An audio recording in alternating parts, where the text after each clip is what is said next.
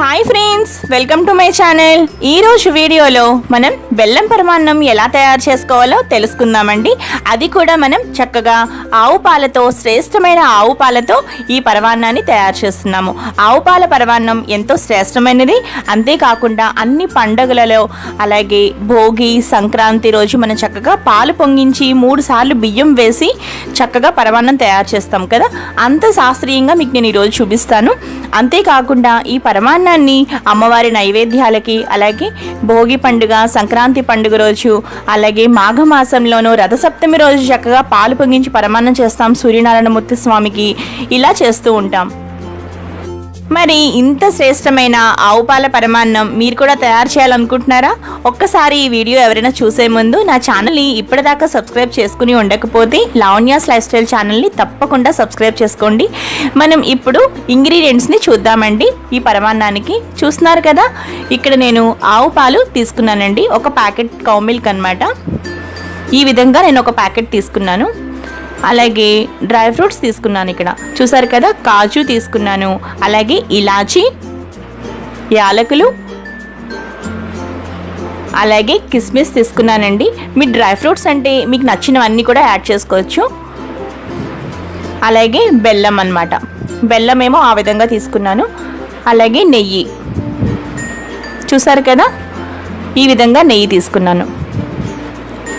అలాగే ఒక్క కప్పు నేను ఇక్కడ బియ్యం తీసుకున్నానండి. ఇది ఎలా అంటే ఒక్క పావు గంట నేను కొంచెం నాననిచ్చాను అనమాట ఈ బియ్యాన్ని. చూసారు కదా, మెజర్మెంట్స్ ఇవన్నమాట మన పరమాన్నానికి.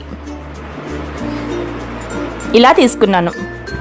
చూస్తున్నారు కదండి, బెల్లం పరమాన్నానికి కావాల్సిన ఇంగ్రీడియంట్స్ అన్నీ కూడా మనకు సిద్ధంగా ఉన్నాయి. ఇప్పుడు మనం నెక్స్ట్ ప్రొసీజర్లోకి వెళ్ళిపోదాం. ఇప్పుడు స్టవ్ వెలిగించుకుని ఏదైనా ఒక ప్యాన్ కానీ, లేదంటే ఏదైనా కుక్కర్ కానీ పెట్టుకోవాలి. ఇక్కడ నేను డైరెక్ట్గా కుక్కర్ తీసుకున్నానండి. మీరు ఏమైనా కావాలనుకుంటే మీరు వేరే ఏదైనా ఒక అడుగున మందంగా ఉండేది ఏదైనా సరే ఒక గిన్నె పెట్టుకోవచ్చు. ఇప్పుడు నేను ఇందులో పాలు పోస్తున్నాను అన్నమాట. చూస్తున్నారు కదండి, నేను ఇక్కడ ఆవు పాలు పోస్తున్నాను. మీరు ఏదైనా సరే అమ్మవారి నైవేద్యాలైనా సరే, భోగి రోజు అలాగే సంక్రాంతి రోజు అయినా సరే పాలు పొంగించాలి అనుకున్నప్పుడు చక్కగా ఇలా ఆవు పాలతో చేయండి. అలాగే మనం మార్గశిర మాసంలో లక్ష్మీ పూజలు చేస్తూ ఉంటాం కదా. మార్గశిర మాసంలో లక్ష్మీ పూజ చేసినప్పుడు కూడా మనం పరమాన్నం తయారు చేసినప్పుడు చక్కగా ఇలా ఆవు పాలతో తయారు చేసి లక్ష్మీదేవికి నైవేద్యం పెట్టాలండి.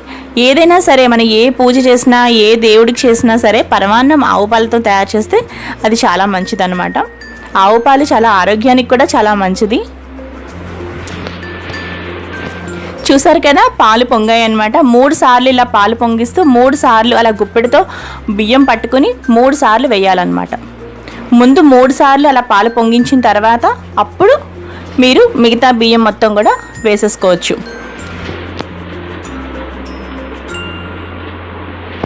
మనం మాఘమాసంలో రథసప్తమి రోజు కూడా ఇదే విధంగా సూర్యనారాయణమూర్తి స్వామికి మనం చక్కగా ఇలా ఈ విధంగానే మనం రథసప్తమి రోజు కూడా పాలు పొంగించి పరమాన్నం తయారు చేసుకోవాలి. చూస్తున్నారు కదా, ఇప్పుడు ఈ విధంగా మనం చక్కగా అన్నీ బాగా కలుపుకోవాలి అన్నమాట. ఈ బియ్యం మొత్తం మనకి చక్కగా పాలల్లో కలిసే విధంగా కలపాలి.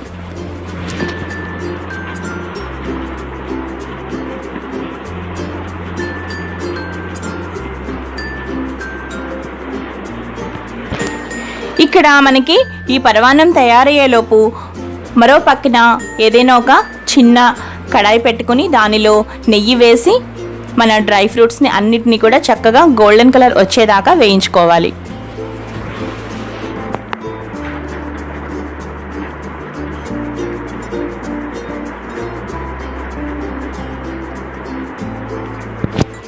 చూసారు కదండి, ఇవి చక్కగా కలర్ కూడా మనకి చేంజ్ అవుతున్నాయి. ఇప్పుడు వీటిని తీసి నేను ఒక కప్లో పెడుతున్నాను అనమాట.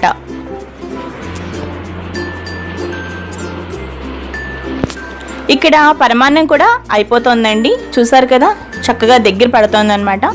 ఇక్కడ నేను పాలతో పాటు ఒక కప్పు నేను వాటర్ కూడా వేసానండి. ఎందుకంటే మనకి బియ్యం కొంచెం మన వాటర్ కూడా యాడ్ చేస్తే మనకి పరమాన్నం ఈజీగా తయారవుతుంది అనమాట. బియ్యం త్వరగా ఉడుకుతుంది. అలాగే నేను ఇక్కడ ఇలాచీ పౌడర్ కూడా వేస్తున్నాను. చూసారు కదా, ఇప్పుడు ఒక్కసారి మొత్తం బాగా కలుపుకుంటున్నాను అన్నమాట.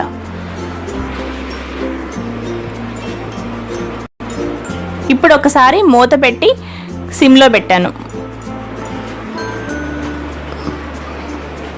చూస్తున్నారు కదండి, ఇప్పుడు మనకి చక్కగా పరమాన్నం రెడీ అయిపోయిందనమాట. ఇప్పుడు నేను బెల్లం యాడ్ చేస్తున్నాను ఇందులో.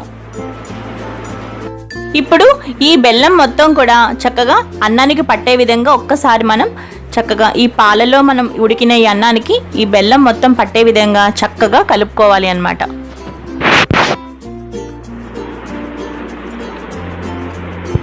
ఇక్కడ మరొక విషయం నేను చెప్పాలనుకుంటున్నానండి.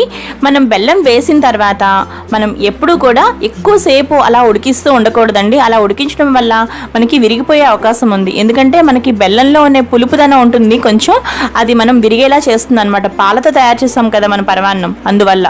కాబట్టి మీరు ఎప్పుడు కూడా మనం బెల్లం వేసిన తర్వాత ఒక్క 5 minutes కలిపి వెంటనే స్టవ్ ఆఫ్ చేసేయండి.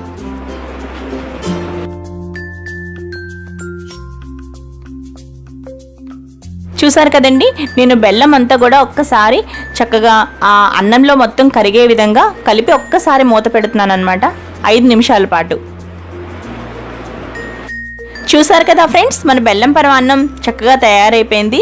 ఇప్పుడు మనం డ్రై ఫ్రూట్స్ కూడా వేసేసుకుందాం. మనం ఏవైతే ఇందాక వేసుకున్నామో డ్రై ఫ్రూట్స్ని చక్కగా ఇవన్నీ కూడా నెయ్యితో సహా అలా ఆ విధంగా మనం చక్కగా పరమాన్నంలో బాగా కలుపుకోవాలి అన్నమాట.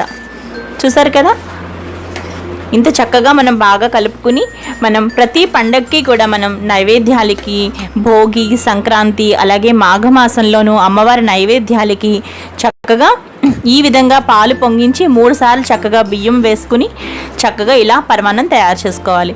చూసారు కదా, ఆవు పాల పరమాన్నం ఎంత చక్కగా రెడీ అయిపోయిందో. దీన్ని మనం ఇప్పుడు చక్కగా సర్వింగ్ ప్లేట్లోకి తీసుకుందాం. చూసారు కదా ఫ్రెండ్స్, మీకు మాత్రం ఈ వీడియో నచ్చితే తప్పకుండా లావణ్యాస్ లైఫ్ స్టైల్ ఛానల్ని తప్పకుండా సబ్స్క్రైబ్ చేసుకోండి. అలాగే ఈ వీడియో మీకు బాగా నచ్చినట్లయితే లైక్ చేయండి, అందరికీ షేర్ చేయండి. అలాగే మరిన్ని వీడియోస్ కోసం లావణ్యాస్ లైఫ్ స్టైల్ ఛానల్ని సబ్స్క్రైబ్ చేయడం మాత్రం అస్సలు మర్చిపోకండి. చూస్తూనే ఉండండి లావణ్యాస్ లైఫ్ స్టైల్.